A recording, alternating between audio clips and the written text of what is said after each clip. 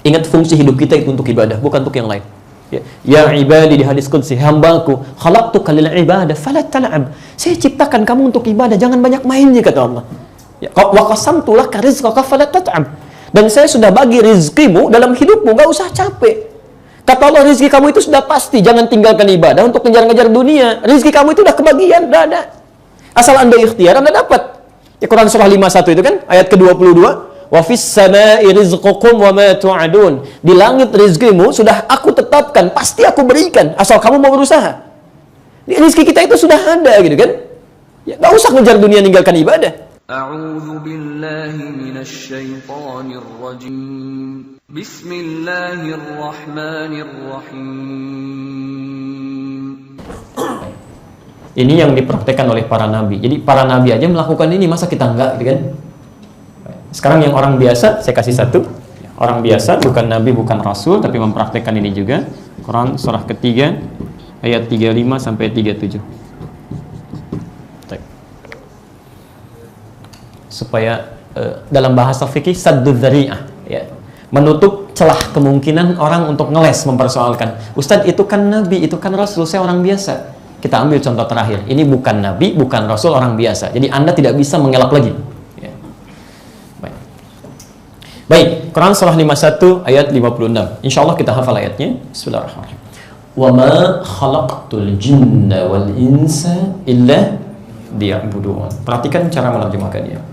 Allah berfirman, wa ma khalaqtul jinna wal insa, dan tidaklah aku ciptakan jin dan manusia itu. Baik, hati-hati, kalimat ins di sini disebutkan dalam bentuk tunggal. Ya, bersanding selalu dengan jin disebutkan 18 kali dalam Al-Quran. Kita sudah bahas ini dalam kajian hakikat manusia. Baik. Artinya apa? Kalau ada di Quran diungkapkan dengan bentuk tunggal, maka hukumnya mengikat pada setiap personal, tidak bisa diwakilkan. Jelas ya?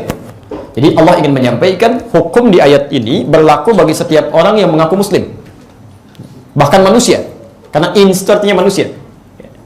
Perhatikan, wa ma khalaqtul jinna wal insa illa liya'budun. Tidaklah saya ciptakan jin dan manusia kecuali mereka punya tugas menjadikan semua aktivitasnya sebagai ibadah kepadaku, kata Allah.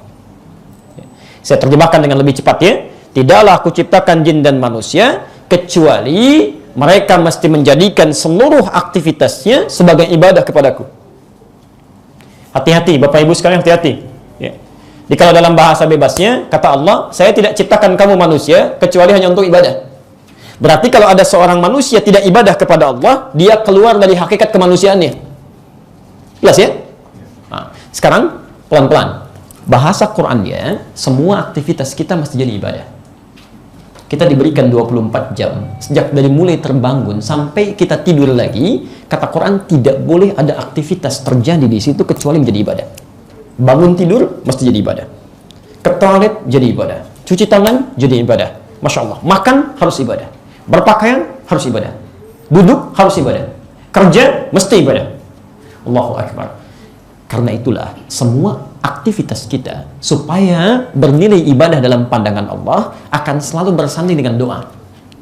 Silahkan cek, tidak ada aktivitas kita yang baik-baik yang tidak menggunakan doa. Bangun tidur ada doanya? Ada. Umat lain belum tentu ada. Makan ada doanya? Ada. Minum ada. Bahkan ke toilet pun ada doanya. Dan itu diatur langkahnya. Langkah yang masuk berbeda dengan langkah yang keluar. Ya. Bahkan Masya Allah, kata Nabi, maaf, Nabi menyampaikan saat Anda tidak hafal doanya pun, Anda cukup sertakan kalimat Allah di situ. Kullu amrin dhi balin la yubda'u fihi bi bismillahirrahmanirrahim fa huwa abtar. Setiap perbuatan baik yang tidak disertakan kalimat Allah bismillahirrahmanirrahim, paling pendek bismillah, maka terputus nilai ibadahnya. Terputus nilai ibadahnya. Teman-teman sekalian, mau minum bismillah. Ya, Masya Allah.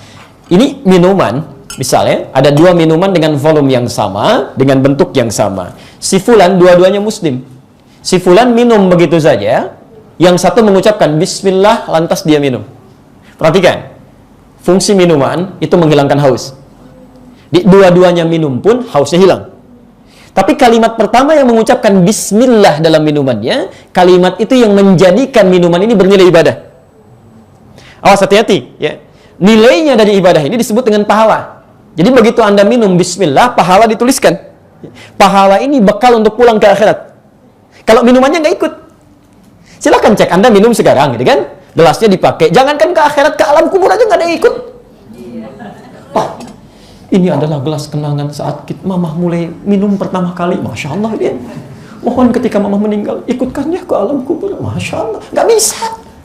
Orang paling bingung gitu kan. Ini kenapa dikumpulkan ke gelasnya? Sama, Anda kumpulkan uang banyak-banyak, kumpulkan. Demi Allah saya katakan dari sekarang Pak ya, mohon izin, kain kafan kita itu nggak ada kantongnya. Silakan cek. Ya nggak bisa ikut.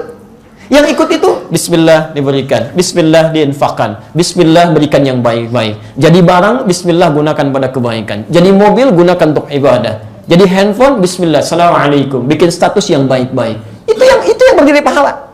Ya. Yang paling menarik, saat Anda minum misalnya tidak mengucapkan Bismillah, itu bukan hanya pahala tidak hadir dalam kehidupan akhirat. Tapi kalau dalam bahasa, maaf ya, yang lebih kerasnya seakan ingin mengatakan, nggak ada bedanya dengan yang belum beriman. Coba cek, orang tidak beriman minum nggak pakai Bismillah kan? Saat Anda beriman kepada Allah tidak menggunakan kalimat Bismillah, sama-sama dengan mereka nggak dapat pahala juga. Disayang. Nah sekarang coba tanyakan, maaf, dari semua aktivitas yang Allah berikan kepada kita, berapa yang sudah jadi ibadah? Apalagi dari semua usia yang telah kita dapati sampai hari ini, berapa yang jadi ibadah? Ingat betul ini ya. Ada dulu kami mendengar satu hasil penelitian ringan ya, bahwa usia manusia pada umumnya, walau tidak semuanya, itu setengahnya dipakai tidur. Setengahnya, walau tidak semuanya, umumnya setengahnya dipakai tidur. Jadi kalau ada usia 40 tahun, tidurnya berapa tahun? Masya Allah. Usia 40, tidurnya berapa tahun? Bisa, setengahnya ambil 20 tahun kan? Yang digunakan beraktivitas, ingat bukan ibadah, beraktivitas itu 20 tahun. Jadi di sini ada sholatnya, gitu kan? Kemudian baca Qur'annya, plus juga ada bohongnya, ada maksiatnya, ada macam-macamnya. Baik, sekarang saya mau ambil dulu pernyataan. Dari 20 tahun ini kira-kira jadi ibadah berapa tahun? Bisa ambil setengahnya, 10 tahun bisa kan? Baik. Jadi orang yang usianya 40 tahun, potensi ibadah yang dilakukan misal saja 10 tahun. Baik, dari 10 tahun ini sudah pasti diterima? Apa ukurannya? Ya, Quran surah 98 ayat 5 itu. Wa ma umiru illa liya'budullaha mukhlishina lahuddin. Al-Bayyinah. Harus ikhlas. Kalian tidak diperintahkan untuk ibadah kecuali ikhlas ditunaikannya. Dari 10 tahun ini berapa yang ikhlas? Ambil setengahnya, bisa 5 tahun. Masya Allah. Orang diberikan usia 40 tahun, potensi ibadah yang bisa dibawa menghadap Allah dengan penuh kebanggaan, kebahagiaan, itu 5 tahun. Maksiatnya berapa tahun? Oke. Jadi bertakwalah kepada Allah. Kalau kita tidak perbaiki diri kita saat ini, persaingannya begitu ketat. Tidak mudah gitu. Kami sebelum berangkat ke sini, saya buka handphone, saya lihat, Masya Allah, saya langsung menangis langsung menangis.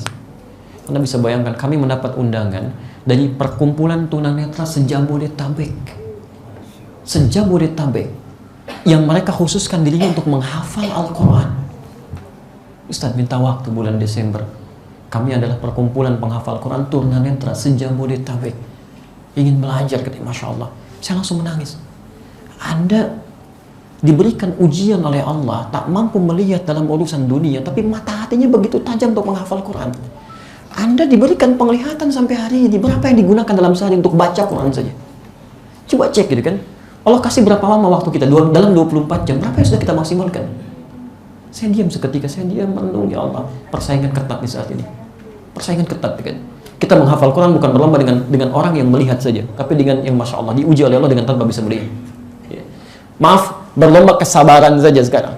Ya, untuk sabar, itu tidak hanya berlomba dengan orang soleh, dengan pelaku maksiat pun ada perlombaan. Tahukah Anda bahwa pencuri pun sekarang bersabar? Masya Allah. Ada orang mau nyuri motor gitu kan, bos ini susah, sabar, terusin, sabar tuh. Ya, pencuri aja bersabar ya, koruptor sabar. Kenapa Anda yang menunaikan kebaikan tidak bisa bersabar? Kenapa tidak bisa bersabar dalam tahajud? Nonton bola Anda bisa sabar. Kenapa tahajud tidak bisa bersabar? Masya Allah, salat sunnah kenapa tidak bisa bersabar? Kenapa tidak bisa bersabar dengan menghafal Quran, dengan membaca Al-Quran? Ya kan? Jadi kalau orang pelaku maksiat pun bisa bersabar, kenapa kita pejuang dakwah tidak bisa bersabar? Jadi bertakwalah kepada Allah. Kalau waktu yang diberikan disia-siakan, itu tidak mudah untuk bisa mengembalikan kebaikan itu. Anda kehilangan 2 rakaat sebelum subuh tadi, Anda tidak bisa menggantinya kecuali esok hari. Dan demi Allah esok pun belum tentu kita bangun lagi. Ya. Karena itu saya kembalikan dari sini, baik. Ingat fungsi hidup kita itu untuk ibadah, bukan untuk yang lain. Ya ibadi, di hadis qudsi, hambaku, khalaqtuka lil ibadah fala tal'ab. Saya ciptakan kamu untuk ibadah, jangan banyak mainnya, kata Allah. Ya, wa qasamtu laka rizqaka fala tat'ab. Dan saya sudah bagi rizkimu dalam hidupmu, enggak usah capek. Kata Allah, rizki kamu itu sudah pasti, jangan tinggalkan ibadah untuk ngejar-ngejar dunia. Rizki kamu itu udah kebagian, udah ada. Asal Anda ikhtiar, Anda dapat. Ya, Quran surah 51 itu kan, ayat ke-22. Wa fis samai rizqukum wa ma tu'adun. Di langit rizkimu sudah aku tetapkan, pasti aku berikan, asal kamu mau berusaha. Rizki kita itu sudah ada, gitu kan? Ya, gak usah ngejar dunia, ninggalkan ibadah. Lihat kalimatnya. Kalau kamu, perhatikan, ikuti aturanku, kata Allah, ya, ikuti aturanku dengan beribadah, maka aku akan luaskan rizki yang telah aku siapkan untukmu. Tapi kalau kamu paksakan mengejar dunia dengan meninggalkan ibadah, saya akan buat kamu merantak untuk mendapatkan dunia, dan kamu tidak akan mendapatkan rizkimu kecuali sesuai dengan yang telah aku tetapkan. Jadi kalau Anda tinggalkan ibadah demi mengejar 100 miliar, Anda dapatkan 100 miliar, Anda tinggalkan Jumat, Anda nggak usah bangga. Memang rezeki Anda segitu. Jadi Anda kerjakan Jumat pun Anda dapat juga gitu. Rezeki Anda memang segitu. Nggak usah senang dulu. Demi Allah saya katakan, Anda capek, terus kejar lagi, ibadah tertinggalkan, bahkan sebagian tidak dipakai, nafsu semakin mengembang, gitu kan? Dan tidak ada yang dinikmati. Dan itu yang saya berikan, kata Allah.